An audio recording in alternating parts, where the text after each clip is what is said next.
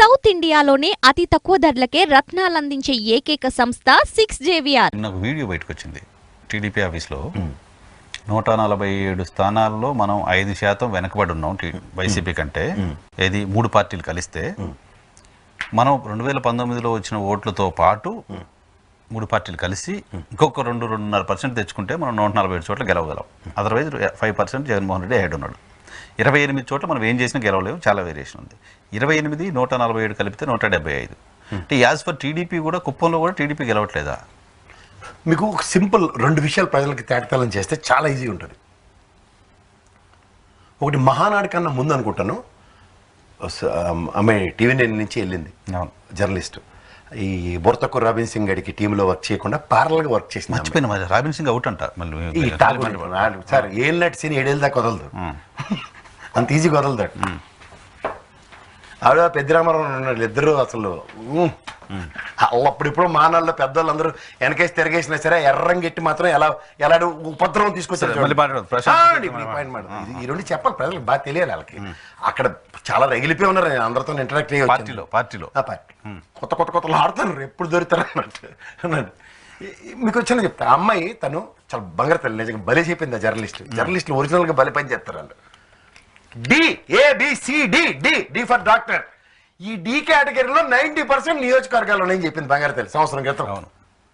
ఎంత చచ్చిపోతే సిబి దాకా వస్తారు కానీ ఏ వచ్చిలేరు కదా. డి అంటే 35 మార్కులు కూడా రానివ్వండి డి అంటారు, తెలుసా మీకు? ఆడ ప్రాణాలకు తగ్గిస్తే 35 వస్తాయి. అంచేత నిన్న మా సురేష్, టీడీఎల్పీ సురేష్ చెప్పింది, కొంతమంది యోధులు ఉన్నారు తెలుగుదేశంలో. సురేష్ కూడా బ్రహ్మాండమైన యోధుడు, ఎప్పుడు పార్టీని నమ్ముకుని రామారావు గారు ఆయన నుంచి ఆనందములు ఇద్దరు కష్టపడి పనిచేస్తూనే ఉంటారు. అది వాళ్ళకి చెప్పిందంటే ఈ ఎలక్షన్ కమిషన్కి దొంగోట్ల విషయంలో ఇనిషియేట్ చేసింది కూడా అక్కడే. వీళ్ళకి అంత తెలివి ఎప్పుడు తెచ్చింది. కానీ ఆయన చెప్తుంది ఏంటంటే 2014 తెలుగుదేశం గెలుపుకి ఎన్ని ఓట్లు అండి? 5 లక్షల ఓట్లు. అదే 1% చేంజ్ అటు. జగన్మోహన్ రెడ్డి గారి ఓట్లు 2019లో ఎంత? 19,50,000. 19,50,000 డిఫరెన్స్. ఇప్పుడు ఈ 5 లక్షలు 19,50,000 ఇది ప్రజల యొక్క మ్యాండేట్ 2 పార్టీలకి. వీళ్ళ 5 లక్షల వేరియేషన్ అంటే మీరు ఏ ప్రాతిపదిక మీరు తీసుకున్నా సరే 19,50,000లో 5 లక్షల ఫస్ట్ 2 టర్మ్ది, అంటే ఫస్ట్ టర్మ్ 2014-19, ఇప్పుడు ఈ టర్మ్లో 5 లక్షల కాంట్రడిక్షన్ అనుకోండి. అంటే 10 లక్షలు పక్క తీస్తే 9,50,000 ఫెస్టింగ్ లో జగన్మోహన్ రెడ్డి ఉన్నట్టే కదా. ఇప్పుడు జస్ట్ ఈ లాజిక్ ఆలోచించండి, అంతే కదా. రెండోది మీరు ఇక్కడ మర్చిపోతున్నారు, 15 lakhs ఓటు వచ్చిన పవన్ కళ్యాణ్ కూడా వాళ్ళకి యాడ్ అయ్యాడు. ఒక్క నిమిషం, నేను మనం ఎంతసేపు మాట్లాడింది మళ్ళీ బూత్ అయిపోతుంది ఇప్పుడు ఇది చెప్పకపోతే. ఇప్పుడు ఉదాహరణకి 5 లక్షల డిఫరెన్స్ మ్యాండేట్ ఉన్న దగ్గర 23కి పరిమితం చేశారు. ఎందుకు? ఏమీ చేయలేదని. ఈ 5 ఏళ్ళలో వీళ్ళు ఫిజికల్ ప్రెసెన్స్ ఉందా as a party, as a ruling? లేదు కదా. బయట వచ్చి కరోనా టైంలో కూడా వీళ్ళు ఎవడో బయటకు వచ్చిన ఉదంతాలు లేవు. ఈ 5 ఏళ్ళలో కూడా గుండె చేతికిన ఎవడో దొరకట్లే. ఇలాంటి దగ్గర ప్రజల యొక్క వ్యతిరేకతని, అంటే ప్రభుత్వం పట్ల వ్యతిరేకత ఉండొచ్చు. ఉదాహరణకి మిడిల్ క్లాసే అనుకుందాం సార్, నేను చాలా ఎక్స్ప్లెనేషన్స్ ఇస్తున్నా. ఈ మిడిల్ క్లాస్ వ్యతిరేకతని తెలుగుదేశం పరంగా ఒడిచిపట్టుకోవడానికి రూరల్, అర్బను, లేదంటే విలేజెస్ ఇట్లా సెగ్రిగేట్ చేసుకుంటే కొంత చైతన్యవంతమైంది విజయనగరం, వైజాగ్, నెక్స్ట్ తిరుపతి, అండ్ మీకు విజయవాడ, గుంటూరు, ఇంకా రాయలసీమలో నాకు ఇంకా అంత చెప్పుకోవడానికి లేకుండా పోనీ ఒక ప్లాస్ తీసుకున్నాం. ఈ రీసెంట్ సర్వేస్లో ఎక్కడైనా మీరు చూడండి తెలుగుదేశం గెట్ చేస్తూ, అంటే అబౌవ్ 50% చెప్పండి. మీరు చాలా సర్వేలు చేశారు. Did you found anything above 50% any urban? ఏ సెక్షన్లో లేరు. అర్బన్ ముఖ్యంగా. This it self is an answer for them. అంటే what Suresh said was 100% right అంతే. ఇంకోటి ఏంటంటే మీకు ఈ డిఫరెన్స్ ఆఫ్ ఓట్స్ అన్నవి ఎన్హాన్స్ అవ్వడానికి, అంటే పెరుగుదలను చూపించడానికి తెలుగుదేశం పరంగా ఏదైనా ఒక పనికొచ్చిన పని చేసిందని 42 సంవత్సరాలు అంటే ప్రజలకు ఇంకా బాగా అర్థం అవడానికి. మీరు, నేను చాలాసార్లు చెప్తూ ఉంటాను, పులివెందుల, రాయలసీమలో some pockets they found themselves with 30-35 మధ్యలో ఓటు పర్సంటేజ్ ఉంది వాళ్ళకి. అది ఈ రోజు దాకా పెరుగుదలకి ఏమైనా ప్రయత్నం చేశారా? ఇన్నాళ్ళే ప్రయత్నించింది. ఈ 2 ఏళ్ళలో ఇంత దిక్కుమాల పరిస్థితుల్లో ప్రయత్నించారని ఏ ఎడ్డోడు నమ్ముతాడు? పైగా జస్ట్ 4-5 రోజుల క్రితం వీడియో అది. ఇప్పుడు ఇమీడియట్గా వీళ్ళంతా కలిసి దాని పాతది క్యారీ చేస్తూ కొత్తగా ఇంకో 2% తెచ్చుకోవాలి. ఇప్పుడు మీకు ప్రభుత్వ వ్యతిరేకత అన్నది చెప్దాం. ఇది కూడా ప్రజలకు ఇంకొకసారి గమనించగలిగితే చాలా సింపుల్ లాజిక్ అర్థమవుతుంది. జనసేన పార్టీని తీసుకుందాం. చాలామంది విశ్లేషకులు, చాలామంది సర్వేల్లో కూడా గత ఎలక్షన్స్లో 4.5 నుంచి 6% మధ్యలో ఓట్లను డిసైడ్ చేశారు వాళ్ళకి. ఇప్పుడు దగ్గర 11 నుంచి 16% మధ్యలో కొన్ని సర్వేలు చెప్తున్నాయి. ఇప్పుడు 11 నుంచి 16% పెరిగింది. ఎవరికి ఉపయోగం? వాడు గెలవడానికి అయితే ఉపయోగం లేదు ఆ పార్టీ. రెండోది, ఇది వైఎస్ఆర్సీపీ నుంచి జనసేన పార్టీకి వచ్చేసింది అన్న ఉదంతంలో మీకు ఆన్సరే నిన్న మొన్న మీరు చెప్తున్న అతిరథ మహారథుల క్యాడర్ ఇటు నుంచి అటు తరలిపోవడం. అంచేత వైఎస్ఆర్సీపీ నుంచి జనసేన క్యాడర్ వచ్చింది, ఓటు పర్సంటేజ్ పెరిగింది అన్నది ఇంపాసిబుల్ టు నెక్స్ట్.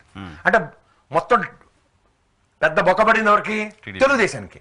ఆ తెలుగుదేశం ఓటు బ్యాంక్ ట్రావెల్ అయింది ఎక్కడికి? జనసేన పార్టీకి. ఇప్పుడు లాజిక్ మాట్లాడదాం. 21 స్థానాలు మాత్రమే కంటెస్ట్ చేస్తున్న Janasena party safe and incident Telugu Desam పార్టీతో గెయిన్ అయిన ఆ 16-18% గతంలో చిరంజీవి గారి పార్టీ పెట్టినప్పుడు కూడా ఇదే 18% జస్టిఫై చేసుకున్నాడు ఓటు బ్యాంకుని.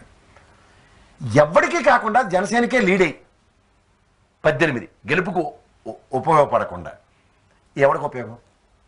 పాయింట్ 1. అదేవిధంగా ఇప్పుడు ట్రావెల్ అయిపోయిన నెగిటివ్ ఓటు బ్యాంక్ ఏదైతే ఉందో, తెలుగుదేశం నుంచి పోయిన ఓటు బ్యాంక్ అనుకుని వీళ్ళు నిలబడిన 147లో జనసేనకి పోయిన ఓటు బ్యాంక్తో ఇండిపెండెంట్ గా నిలబడిన తెలుగుదేశానికి నష్టమైనా కదా?